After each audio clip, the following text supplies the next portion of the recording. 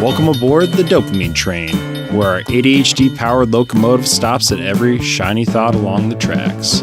I'm Obi-Wan, and with my co-host Rome, we explore various topics and see where the conversation train takes us. Welcome back to the Dopamine train, where I, Obi-Wan, and my co-host Rome. Wyatt. I love it. We get a new one every time. I love it. We got Every Shannon is going to have a time. We field can't day get with an this intro. one today. Oh my god. Okay. We'll try it again. No, we just roll. We ball. No. All right. So I'm Obi-Wan, and I'm with my co-host Rome and my lovely friend Wyatt to talk about trading card games.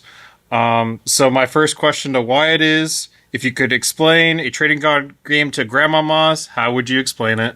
Well, a trading card game kind of has an odd link to old school playing cards, like a stack of 52. You just cut the two jokers, and then you have a full 4 of each individual number assigned to them. And the entire goal is effectively pushing the boundaries of your deck and what you want. So, for example, if your deck was built around hearts instead of having hearts, spades, and diamonds, what would get you as much advantage to pushing towards your win goal? Whether that's putting your opponent to 0 life or drawing so many prize cards from winning certain interactions. And that's about simply as that. Nice. So, in a sense, like making your own custom war deck. Yeah. Like a classic game like that. Awesome. Have you played any war back in your day, Rome? I have not, but I did have a question I wanted to ask. So a little bit before the podcast started, you mentioned that you did live streaming and you played some other games. And I'm curious, what made you decide, Wyatt, that that was your passion? Like that was something that you wanted to focus on specifically? Card games to me are a mental exercise, so to say. So each game has its own slight variance and its own slight difference, and approaching those challenges in what I have in a hand. Like playing poker, for example, you never know what's going to be in the river, you never know what's going to be in your hand, but you have to figure out how to bluff and play that out. And trading card games do the same thing. It's just you're not gambling your money, you're gambling your time. That's a nice explanation of it. Yeah. There's nothing that feels better than a free-flowing, perfectly changing game, and you can't recreate that as well in a digital medium. A physical medium, the social interaction, the way you shuffle, the way you pick cards, all of that is very non-deterministic in its moment. So it keeps it fresh, and that's nice. Very cool. What was your first trading card game? That's a loaded question. Because it depends on what you really mean by the first trading card game. Is it like the first pack I opened? Or is it the first game I sat down and learned and played? Good questions. I want first pack, because I remember my first pack, and then the one you actually played. First pack, 100% was the early 2000s Digimon card game.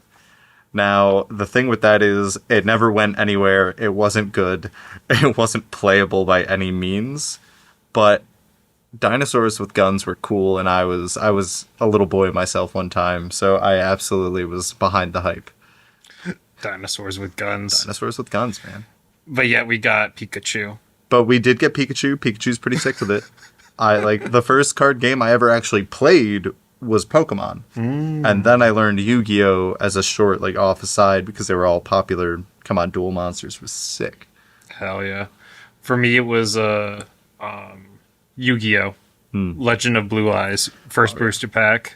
Oh, yeah. Always chasing that Blue Eyes White Dragon, that not the one from the Kaiba deck, but specifically the one that looked like an ancient Egyptian stone tablet. Yeah. Oh, that one was sick. There was a recreation actually recently of the original Blue Eyes art that they used in the show, and they sold it in a Kaiba briefcase, if I remember right. So it was full theming. I do remember that. Yeah. I practiced Control and did not purchase that. Ooh, I couldn't find it. 'Cause I found out about it too late, and that's what saved me myself. 100%. So then Pokemon, and then Yu-Gi-Oh! What was the journey? Because, so how I know Wyatt is through the One Piece trading card game, and that's what we've gone to regionals multiple times together, done that journey of we win some, we lose some, and how do we stay positive? So what was the step? You went Pokemon, Yu-Gi-Oh, no Magic the Gathering though.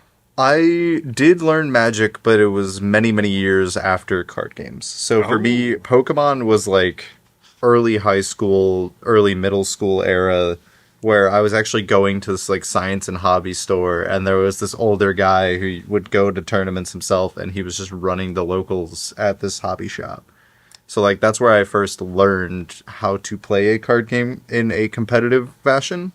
And a lot of it was very positivity based and like very like, oh yeah, you win some, you lose some, who cares, man? So that really formed me towards that path also. Awesome. It's always a local hobby store. So what was the name of the hobby store that you went to? I think it was literally Science and Hobby. Science and Hobby. Long since closed, and that was like Troy Schenectady area. Interesting. So it was an odd spot. For me, it was a little local. If you're in Long Beach, it's still there. Amazing Comics. That's where I would ride my bike. One time, scraped my knees in the middle of an intersection, and it was 8 lanes wide, and no one came to help me out. As a 12-year-old, y'all are scum. But we still rode our bike to Amazing Comics, got our booster packs, and rode home because we had a half day. I remember this story. I remember you telling me about this happening and seeing your injuries afterwards. That stuck with me. I think I still got the scars on the knees, you know? Really? Yep. Some hard-fought battles in the card game community, it would seem. Just to try to get some cards, yo. Just trying to get some cards. So we went Pokemon. So for our listeners, if we are not familiar with Magic the Gathering is the one that started it all. It is the original trading card game. It is the most popular, I would say. Maybe close to Pokemon is a close second, but I think it's Magic, the one that you can make money at, from my understanding. So I think it depends, again, the nuance of what's popular, right? If it's a collector piece, it's 100% Pokemon. Oh, yes. But if it's a player piece, Magic has 25 years of history. It's hard to beat that legacy when it comes to... There are people that only open Magic at this point for the lore. Like, they don't even play anymore. They're just like, oh, I remember that place. The planes were amazing. Let's go back. Like... No, definitely the nostalgia part. Yeah. I know I tried getting into Magic. I have a commander deck. That's the max I go. But then I think with most trading card games and just like any sort of even video game, as well as like you have to, once you're bought into a system, it's hard to, once it's been out for so long, buy in again at times because there's certain cards or certain things that come out that you needed 3 months ago. Oh, yeah. Yeah, no, absolutely. And I think a big part of card games is the intent behind playing it, where if you're entering from a casual perspective and you're just like, you're playing with some buddies at a house, who cares, man? Play your outdated deck from 3 years ago. That's why I like Commander as a Magic format. It's actually a very social-based format. It's looking at your table, looking at your friends, and be like, all right, are we really going to be competitive here, or can I put Slurk all ingesting on the table and we can all have a good laugh about this in 3 turns when I'm dead? Yep. You know? Yep. Exactly. Would you? I have a question. Was there? Would you say there was a time to get into Magic or Pokemon that was like that? That was the whirlwind moment that everyone was getting into it. Is it harder now based on the decks and the cards that are available? Have any insight onto that? I think it varies a little bit by card game, but Magic as our example. The best time to get in was actually like right at the start of the pandemic in a weird sense of irony. And it's because of that, a lot of people weren't going out and doing things, but they were still finding ways to interact with like on Cockatrice or on Tabletop Simulator and on all these other alternative tools to play like digitally. There was a lot of people that played webcam games. They would just point their webcam straight at their playmat and just have a time. And the reason I say early pandemic or like pre-pandemic is the prices were a lot better then. I think people started searching for that like social outreach after the pandemic kind of started dying down and places were reopening. People missed connection and being able to interact in that way. And the industry did a great job of opening up the variants of IPs, the variants of ways to play. Like, you can walk into a game store and have 12 different card games put right in your face. I mean, the Cookie Run card game is actually really fun, and it's based off a mobile app that has a legacy much, like, comparable even to when you think of Magic, just because of the relevance of its medium and how long it's been available. Oh, really cool. Yeah, there is a store nearby, and I look inside every so often. I think I've only been once, probably with Obi-Wan at one point, but I'll see people in there playing, and that is interesting. You bring up that aspect of a lot of people were utilizing online tools, despite the fact that it's traditionally a game that you play in person. That didn't seem to slow it down in any way with the pandemic. Yeah, again, I think a lot of it turned into a social connection, and that's why like formats like Commander actually got official rule sets. Originally, they were only community-made singleton, hey, do this is fun.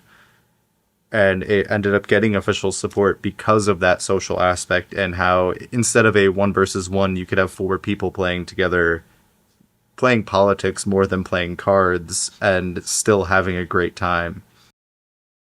Now I'm not super familiar with the rules of regular Magic, but I just want to ask, how does Commander specifically differ from a traditional game? A traditional game of Magic allows you to have a 4-of playset of any card, and you have no guaranteed card. So once you shuffle your 50 cards, that is your deck. You draw 7, and good luck, hope you find a land. Commander is, you have 100 cards. You are max 1 single copy of each card in your deck. So if I have Slurk All Ingesting, because I already dropped the name, I can't have another one. The other main difference is you may choose a legendary creature or a card that says this can be your commander as your commander, and that will permanently be available on your field.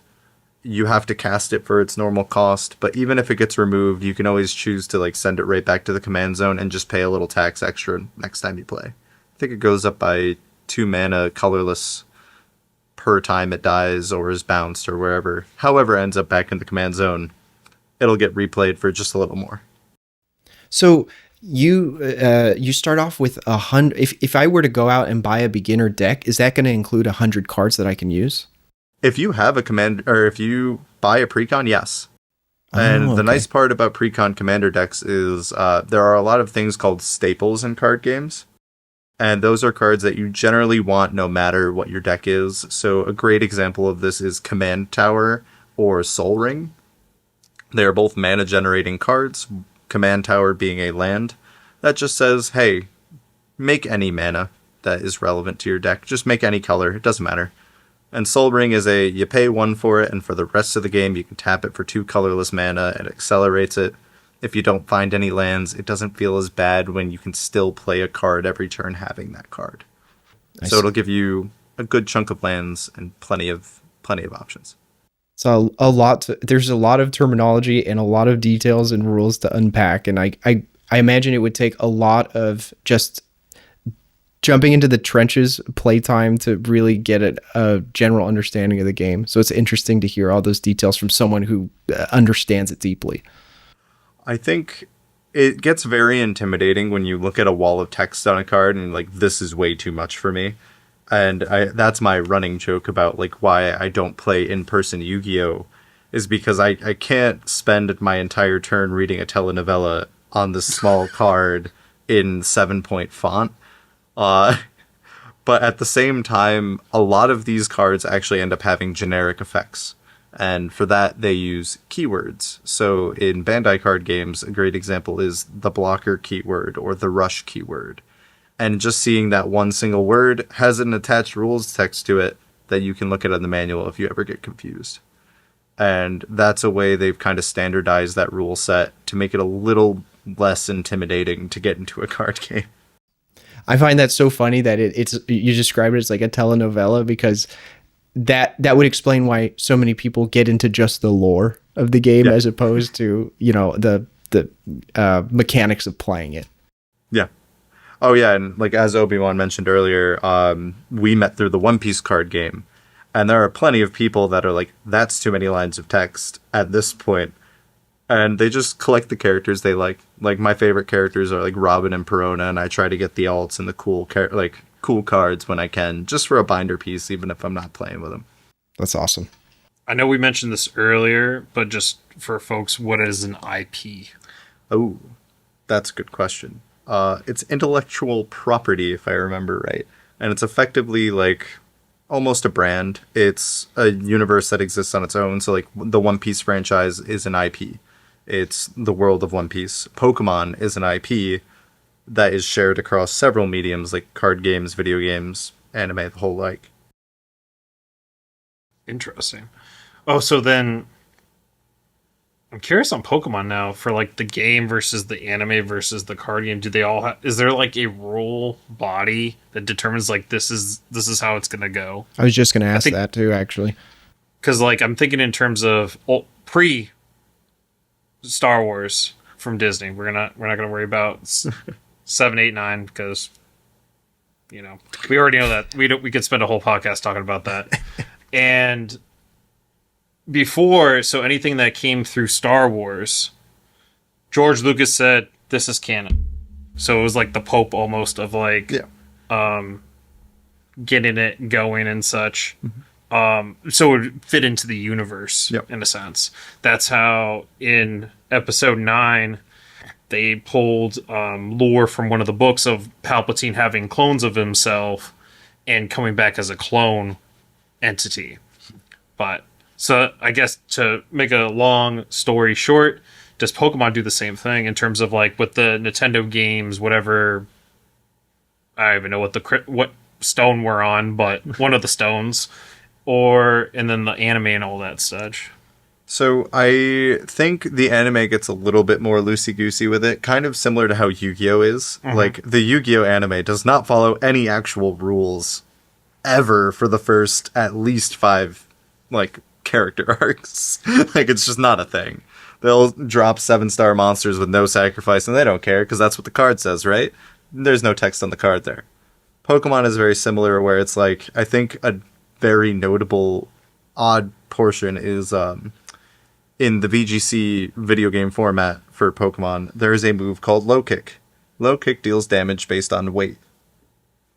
Bagon is like insanely heavy for what it is, and you watch Ash yeet a log with a Bagon on it. It's like, you couldn't do that. You're a 13-year-old boy. Like, Low Kick would absolutely demolish the scene here, right? But as an aside, they have the Pokemon Company International. They have these people that are overlooking some portions of it. The card game gets to assign different types to Pokemon for promotional events that are non-canon typings. So there's like a fire type Mew, for example. Mew's a psychic type. But there's a fire type Mew card. I saw one in a video the other day. Actually caught me off guard. Just can't create a new thing. No. Just gotta slap on. You know what? Everyone loves Mew. You know what we're gonna do? Another Mew card. Here's the thing, though. Mew is the origin almost in a way. It's why it has transformed like Ditto does, but it's the only other Pokemon with transform through normal means. That is true. Yeah. And do we have to? I'm trying to figure out if we got to explain what transform means. Do you know what transform means, Rome? No, I represent the layman in this situation, so please explain away.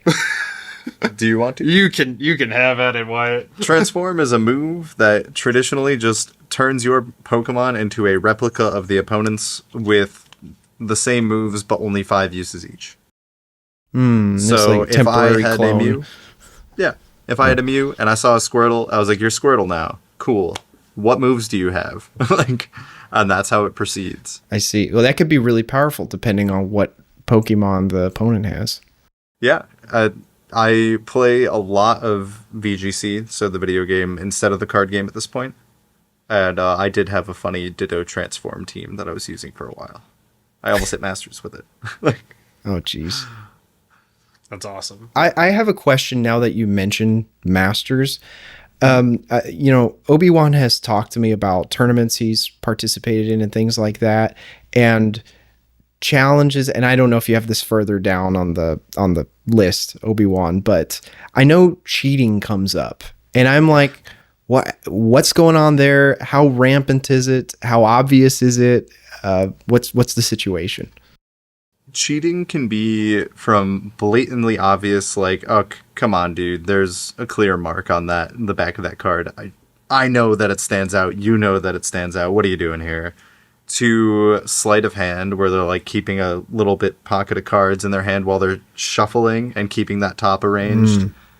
And to things like slow play, which is a very, very gray area in terms of cheating, where it's like, oh yeah, taking too long on your turn to stall out that timer is cheating. It's bad sportsmanship.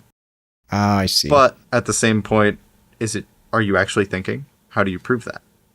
And a lot of people view that as cheating. A lot of people are like, oh, you can't really claim that. I'm like, a little indifferent. Right. It's kind of like, in Counter-Strike, the gentleman's agreement is you don't use the auto sniper or something. And once someone pulls it out, it's like, oh, well, I guess it's fair game now. Yep. Yeah. Thinking of that reminds me of Dark Souls, where it's like, if you heal, I'll heal, but I won't do it first. Yeah. Okay.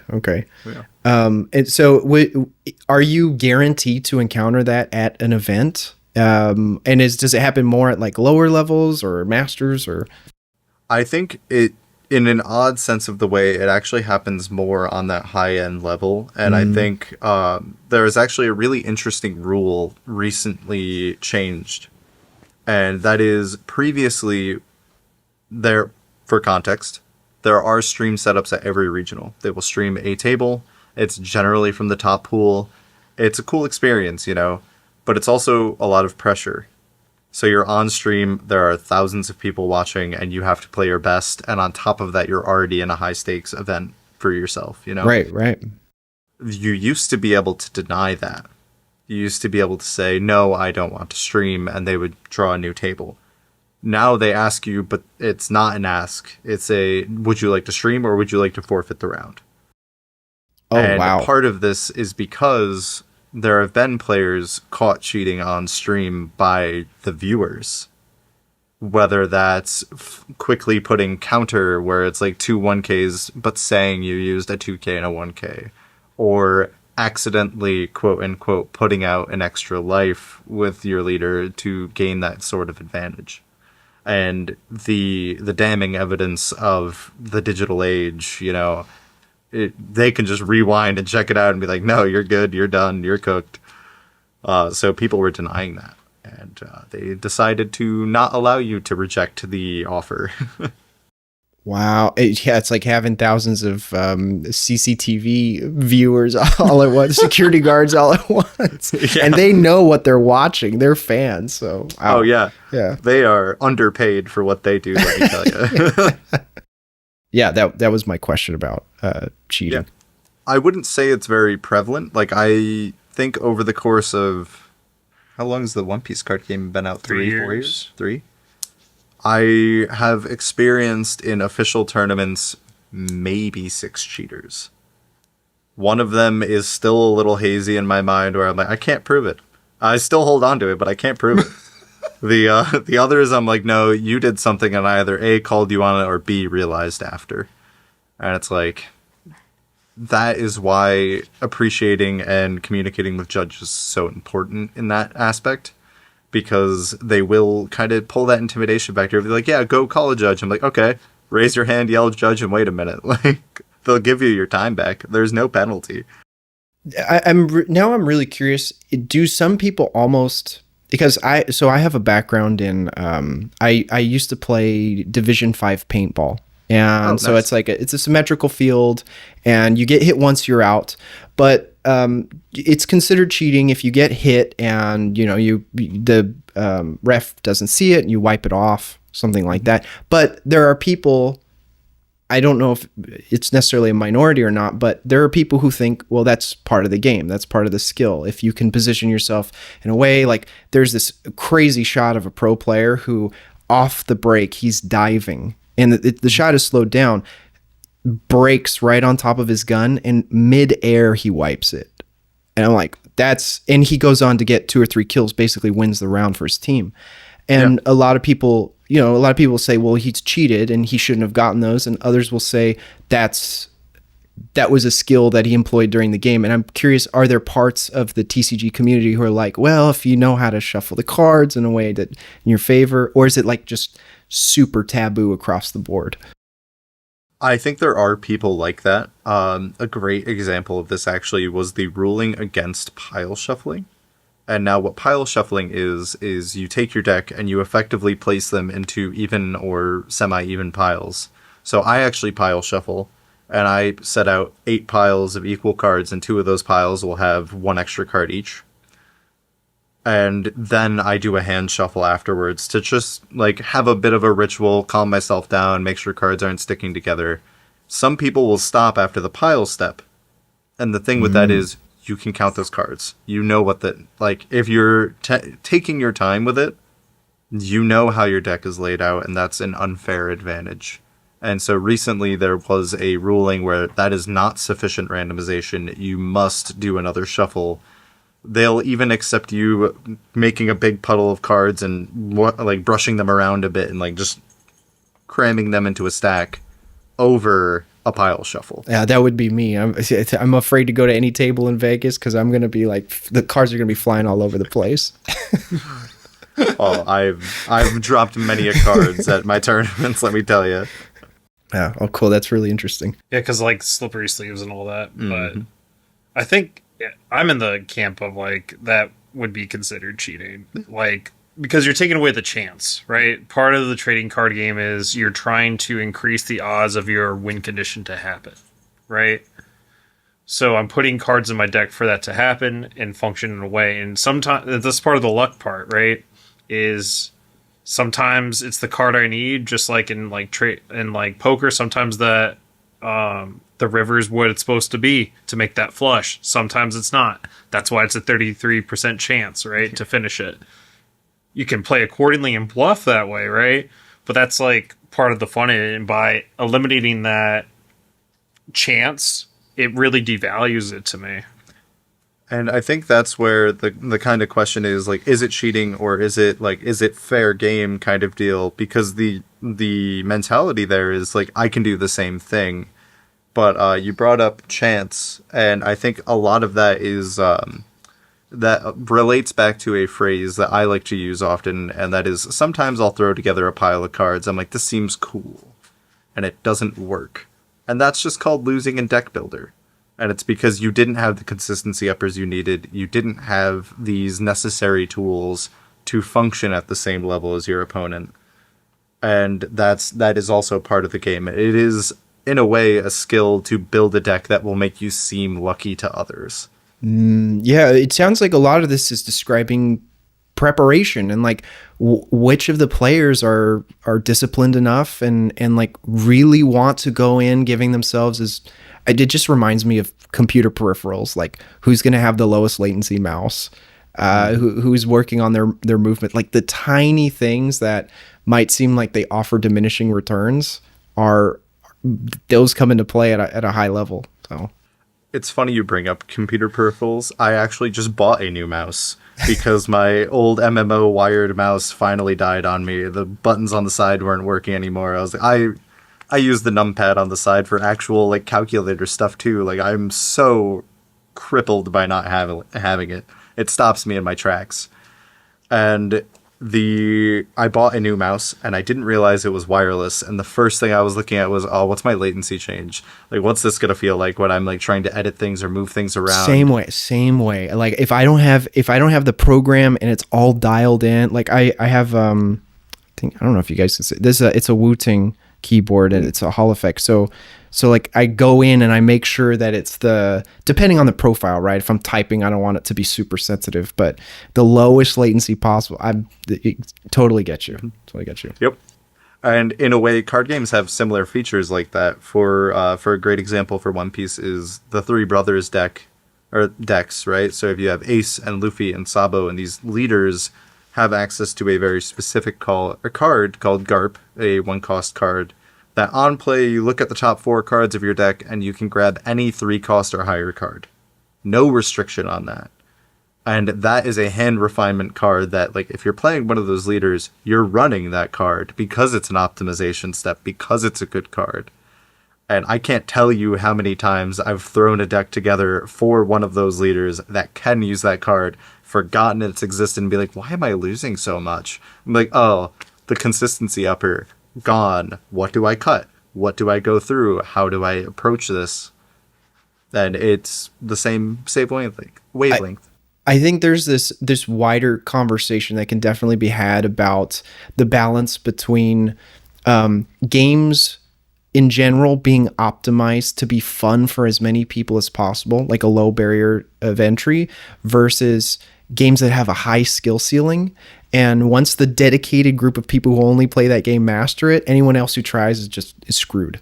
You know, Yeah. And that was my question initially of, was there a good time? Kind of like, back in 2016 when I started playing Rainbow Six Siege, no one knew what the maps were. So we were all kind of learning together, but now there's so many operators, so many locations. And I have some friends who try it and it's like, oh my God, it's overwhelming amount of information. And it was overwhelming back then too. So yeah. You can't always play on house. It's just not how it works, man. and personally, I would have preferred Old House too. So exactly. For anyone who doesn't understand, Rainbow Six is a video game. It's a competitive 5v5 shooter game that came out a few years back. And the maps used to be a lot simpler. And as you know, the community chose sort of the general play style of the game, the developers adapted to that and they reworked the maps and did all these things. And in some ways, while it made the game more fair or more balanced, it also took some of that silly fun factor out of it. But that, I feel like that's a whole separate conversation we could have about game adjustments and things like that. But that's a great clarifying statement, because for card games, a good example, Bandai card games specifically have a tendency to build off of the last one. So they'll look at what was successful, they'll apply it to their new game, and they'll create a new formula based on that. And a way to display this is we had the Digimon card game had its own unique energy system. That was hard for people to get into. So we went back with Dragon Ball Fusion World and One Piece card game to a more simplified energy system and basic mechanics that were pretty easy to pick up, which created a pretty heavy divide between the skill floor and the skill ceiling, but at the same time allowed new players to come in, have that fun, and have that interaction without needing necessarily all of the competitive information. That's good. So a good solution. What keeps you coming back to trading card games? Oh, it's all back to that first point I made. It's the variance. It's the change.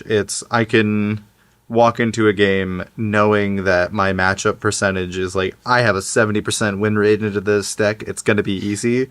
And then I'll lose in 3 turns and be like, how? Like, how did I mess that up?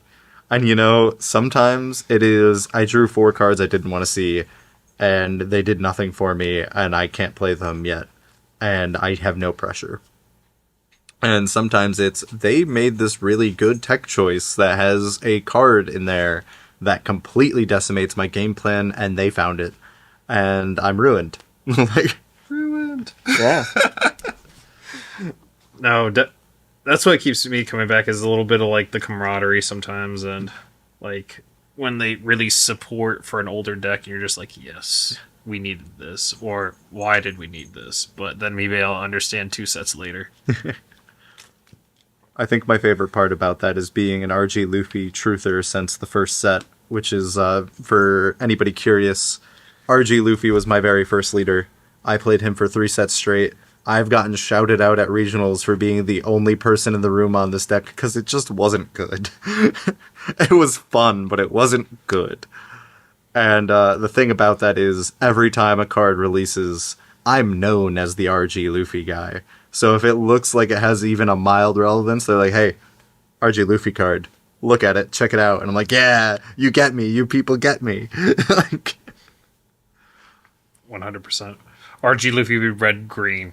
Oh, yes. For the folks out there. So there's multiple colors in one piece that, just like in Magic, do different things. Red tends to be aggressive. gameplay, or like your power minusing or plussing, plus reassigning power in a sense, or your dawn as they call it. Green is tapping for the magic people, for tapping and untapping. For the lay people, it's basically being able to attack with your card. I also think a big part of it is the concept of big stompies. It's big creatures and slowing down the game until you can play multiple in a row. Yep. It's the decks that are going to run you over eventually, but it's going to take a while to get the ball rolling. 100%. Yeah. But yeah, there's multiple colors that do multiple things. Black does things with cost, or your trash or graveyard for your Yu-Gi-Oh people, or discard pile. Blue does returning cards or drawing cards from your deck. And then yellow, which we all hate. I hate yellow. Yellow is everything that does with your life cards, pretty much. So the reason why it's annoying for some players, like myself, is that life was supposed to be a thing of chance that would happen. And yellow says, you know what? We're going to actually tell you what's going to happen. And you get to plan it and not let your opponent know. Yeah, I think building off of that, because there's a much more like nuanced conversation with it too, where it's the color that breaks the rule the most, because what it ends up doing is it adds more to your life pile. There's, I think, one other card outside of yellow that can do that, and it's so heavily restricted for good reason. Yep. But a lot of their effects are the best way that I've had yellow and conversely purple as colors described to me is they pay an alternative cost to copy an effect from a different color. So yellow involves its life. Sometimes it's flipping it up. Sometimes it's trashing it. That enables them to use a red effect that might reduce power, or a blue effect that might draw them cards. Whereas purple, it deals with the max energy situation. So there's this concept called ramping, and that is the process of adding additional energy that you shouldn't have yet. That also comes with deramping, which is removing your max resource, so you have to rebuild that up to also copy the effects of other colors. So it's an alternative additional cost that should assist with that, with replicating other options. I want to ask, in terms of high level play, in depending on what TCG, is there an opportunity to, like, are there professional players where this is all they do and they can make a living off that? Depending on the game, yes. And I think a great example is, once again, One Piece. It has gotten so popular, not only the card game, but also the IP in general, due to pop culture influences, due to political relevance, even in certain areas. There is a lot of traction in the game, and that is why our prize cards are worth so much money. And that is ultimately something that is shared across many Bandai games, depending on popular IP. So I actually have a friend that had played in Dragon Ball Worlds for their original game, and he had won a prize card. I think all of the players at Worlds got together and they're like, what is our effort to get here worth? What is the community willing to pay? And then they all listed for some obscene amount. I think it was like 16 grand or something for their prize card. And the harsh truth is, the variance is terrifying. I don't think I would have it in me to try to be a professional player in these games. But in a way, it's no different from poker and professional poker players. You are still gambling on the amount of money you will be ending up with. And even the top 64 cards go for a few $100 at least. So it's like, you still have a good amount of chance to make some sort of money. I know people that will go to tournaments, win a prize, sell it off, that paid for their trip. And it was like a vacation. And then they got to just like hang out and have some extra pocket change for a nice dinner or something. And I have friends that have been like, I sold my cereal Luffy for $10,000. Can you walk me back to the hotel with all of this money so I don't get robbed? And it's like, I guess. Like, thanks for showing off. Wow. Yeah, that's and I imagine there's probably some a lot of people who make an income from creating content about the card game or have sponsors or something like that. So Oh, absolutely. Sponsors I haven't seen as relevant on like people's playmats and stuff, but sponsors have been relevant in the content creation screen. So, Right. for example, there is Eggman Events has some sponsor kind of connections with other creators where they reference each other and help out. The One Piece Sim, the unofficial one, has links to both resources for One Piece and also like coaching sessions from professional players that pay to advertise in those spaces. So there are many alternative income options for card games because the social boom and the experience and the like the desire for collection, or even some people pay for the chance or play for the chance for pay.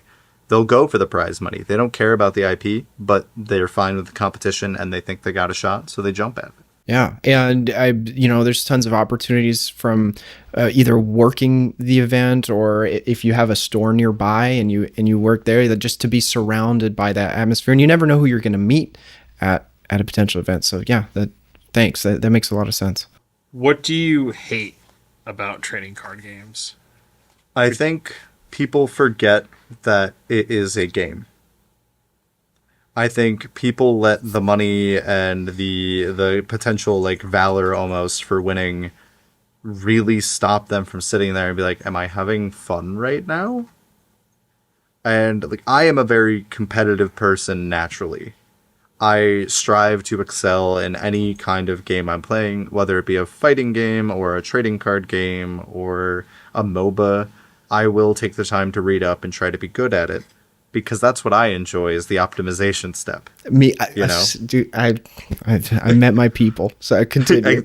Preach. Yeah. But I think the thing I hate the most is the way people are driven to like cheat or be bad sports in general. Is like, we are all here for the same purpose right now, more or less. It is to play this game. If you can't sit there and bond over the IP, be pleasant. Take a shower. Like, general courteous stuff. Like, You're gonna get some pushback with that one. oh, hey, listen. I won't drop any specific IPs, but I've got my opinions. When the game store has wipes for deodorant in the bathroom, you know what's up. Hey, man, these summer days are hot and brutal. I would be lying if I haven't been tempted to take one or two now and again. You always have to have an emergency wipe. I definitely have one in my backpack. So that's what we hate. I hate that. For me, it's like hating the cheating. Bro. Because like my thought is, you cheat here. Where else are you cheating? Everywhere. Because everywhere, right? Like, is this like friendships, relationships? Because for me, it's like one instance, how many? Yeah. Because usually 2 things, maybe 3 if we're lucky. Rule of 3 would say 3, but that's just me. That's for me is the cheating part. It's like why it takes away the sportsmanship. There's so many media out there where somebody like, I think it was even One Piece. There's a huge fight between Katakuri and Monkey D. Luffy, and one of the people on Katakuri's side like cheated in the fight because it was a duel between them. Like shot Monkey D. Luffy and wasn't able to block a super big attack. He walks up to that same person and then takes the spear he's holding and stabs himself. He said, "Do you think that was funny?" So, very much like in the Katakuri aspect of like, just be better. Why you have to cheat if you just can't be better, It's kind of like with golf. Sometimes certain clubs will use pine tar on their club itself to make it more adhesive so they can swing better and have a better shot actually, versus working on your fundamentals just go every day after work, bro. Swing your club 30 minutes, dude. You got this. You'll get better. I promise. I feel like I just had this conversation with a friend of mine where we had talked about this concept of competitive players in casual spaces. And there are competitive events and there are casual events, and both of those are fine, separate or together. It doesn't matter. But when people start getting upset at competitive players for wanting to be in casual spaces and play casually because they have that fundamental, it's like if you are complaining to the level that you are upset, like viscerally upset at these people, take the time and invest that in your hobby. If you want to show up and have a free win, play against a bot. Like, I don't know what to tell you, you know? You have to be willing to accept that there are better people than you at the game, while also still finding the joy and pleasure in playing the game. And I think actually this ties into a funny story of mine from a regional, which is we had a prolific cheater at our tournament. Everybody was aware I love of it. that term, prolific. Yeah, he had been caught and no prizing confiscations at multiple events, and they could not ban him. And he had gotten into the top distribution for a big prize card, and the room started booing as his name got announced. And there was this big like cultural moment where we all kind of came together and were like, we know you cheated. We know that's how you got here. No, we're not going to stand for this. We're going to be loud about this. And the irony of it being the next online tournament I had, my first opponent was the guy who started that whole thing. So we actually talked about that and how cheating affected us at that event. Jeez, man. It's crazy that you can...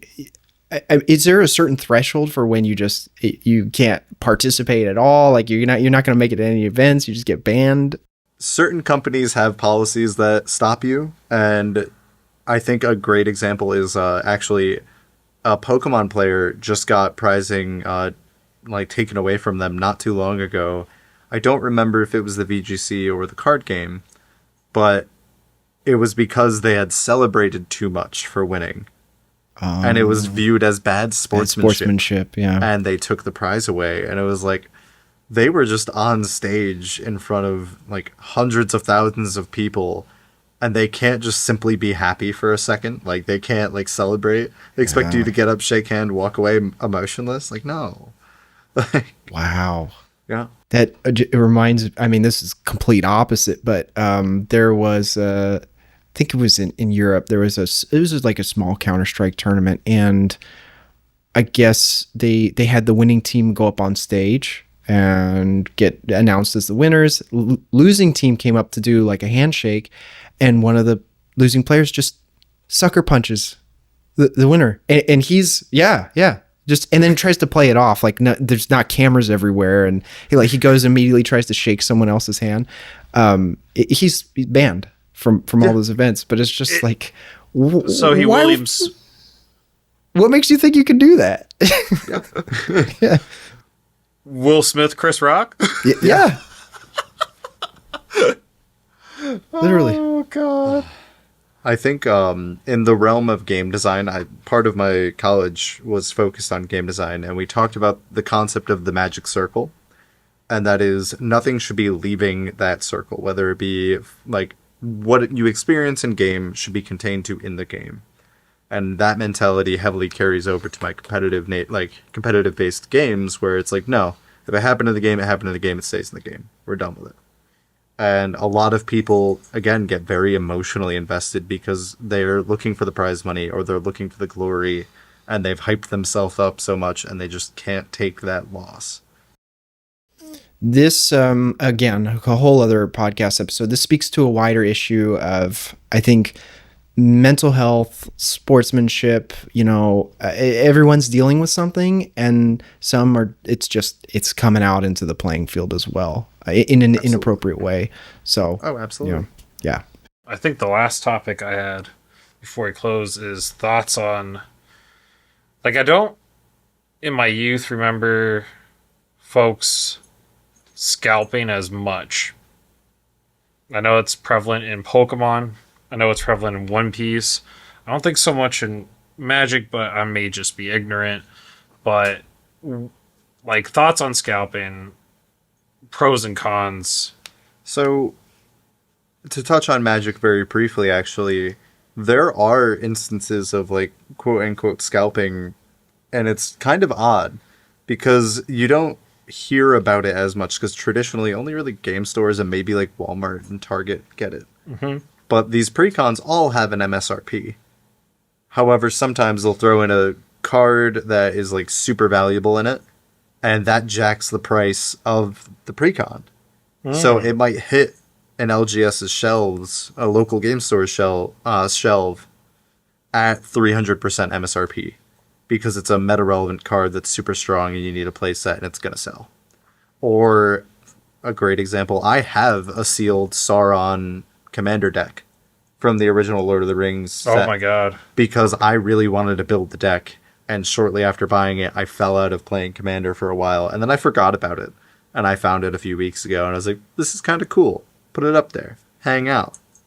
But I think scalping hurts as much as it helps.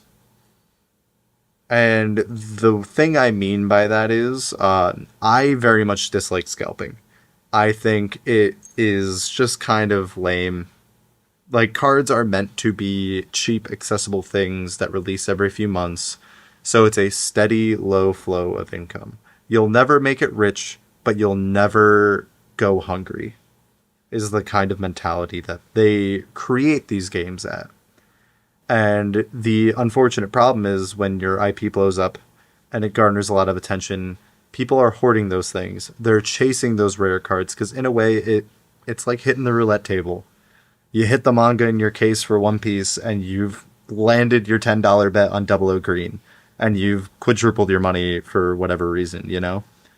And that is only possible because of scalpers. But at the same time, it hurts because you pay $400 for a box, and you might only get $20 in value, and you don't have good trades from that box. Or you can buy a $400 box and you can hit the card that's worth $3,000 and you only spent $400 and you sell it off, and then you have all this money, you know? And I think there is a way to have this supply and demand while also not killing the excitement of pulling those cards, but it requires too much legwork on LGSs to maintain this, oh, we're going to cut the seals, oh, we're going to limit how much product you can buy, like, to prevent this resale issue. And unfortunately, they came over from other places at the same time.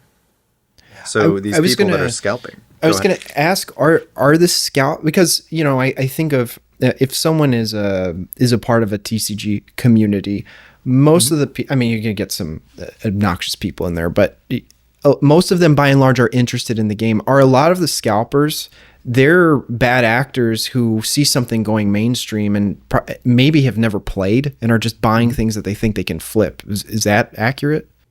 It's, I call it low stakes house flipping, where you can walk in with a few $100, buy a product and hope it goes up, right? Mm-hmm.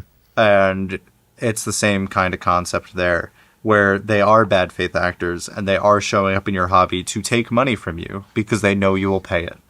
And an example of this from modern history, as we'll call it, great year 2026, the solo leveling set for Union Arena is a very interesting mathematic problem, because MSRP for boxes are $80. There are, I think, 12 packs in a box.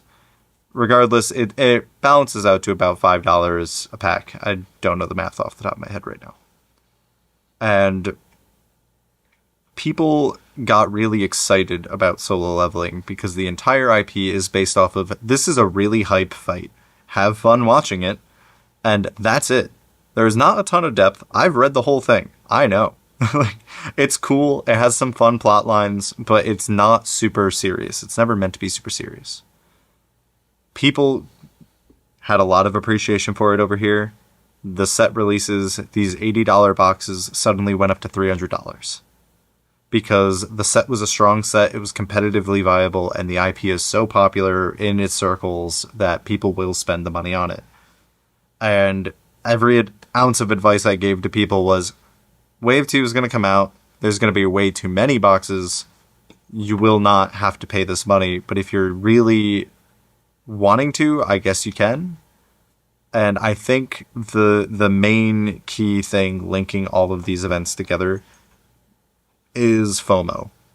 It's that fear of missing out. It's that the set is fresh now. It's good now. Will it be good when Wave 2 drops? Or will the newest set overshadow it? And it's an interesting experiment on the designer's case where they need to find out how much power creep is acceptable to keep the game growing, interesting, and fun, while also not overshadowing their release last month by a major margin. Got it. That I had this question in the back of my mind. This is probably my last one for the episode. Is meta determined primarily by how cards stack up against the last released, or is it more so based on new rules implemented by the IP? I think it's more new rules.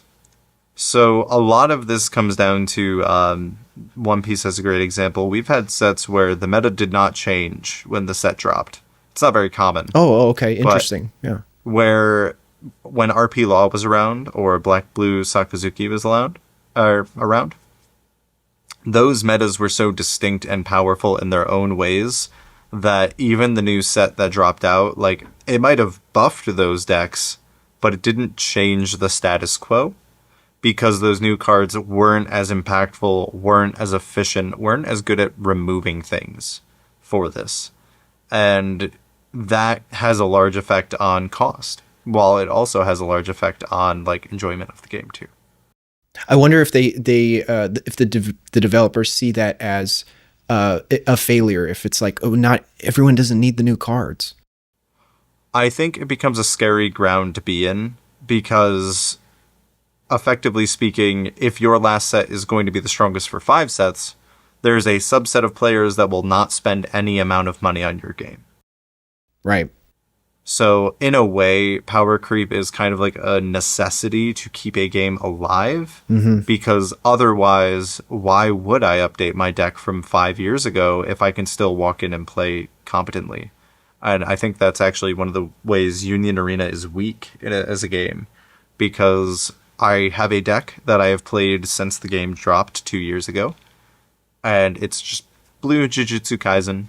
It's a fun deck. I draw a lot of cards. I'm very happy with it.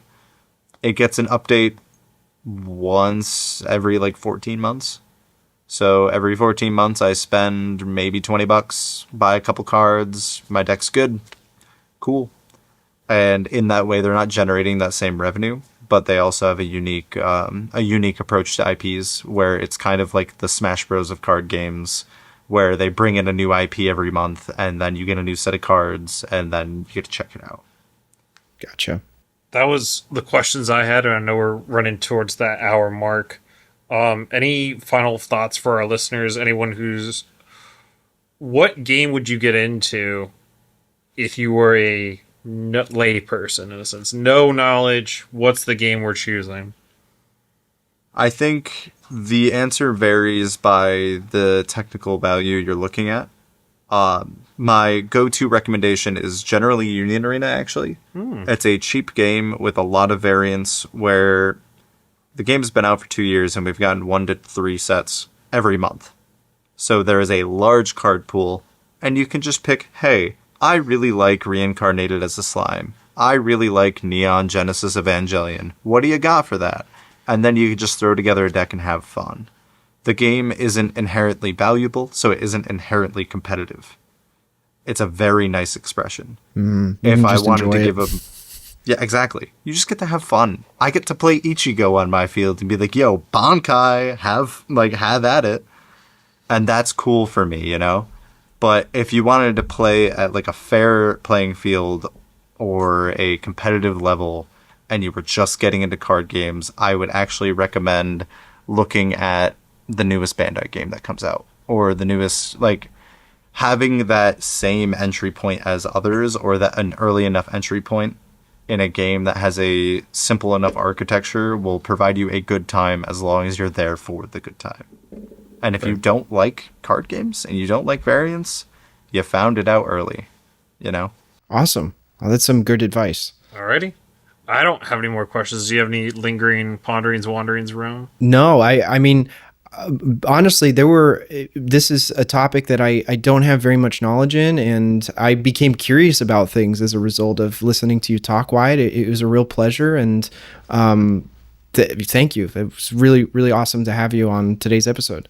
Yeah, and thanks for chatting. It's a good time, and I think a lot of people would benefit from the social aspect of a card game. Oh, for sure. Yeah. So it's like you show up every week with the same couple of guys and throw some cards on the table and you have some fun.